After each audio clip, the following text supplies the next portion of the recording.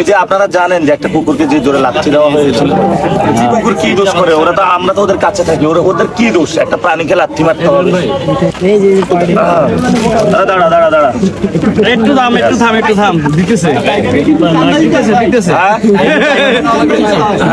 বুঝি নাই কি ভাই ডেইলি চান্দা নেই ভাই কার থেকে?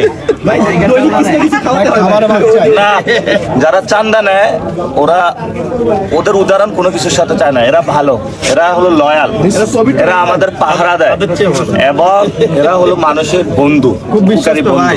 আর ওরা হলো মানুষের শত্রু, মানুষকে শুধু মারে, তুলে নিয়ে যা চান্দা তোলে, সবকিছু করে। এই যে আপনারা জানেন যে একটা কুকুরকে যে জোরে লাথি দেওয়া হয়েছিল, কুকুর কি দোষ করে? আমরা তো ওদের কাছে থাকি, ওদের কি দোষ? একটা প্রাণীকে লাথি মারতে হবে? আসলে বাংলাদেশে আমরা আসলে সবাই কুকুর, বিড়াল সবকিছুর প্রাণীদের অধিকার নিশ্চিত করবো, এটা আমাদের ইশতেহারে আছে। ইনশাআল্লাহ। ইনশাআল্লাহ।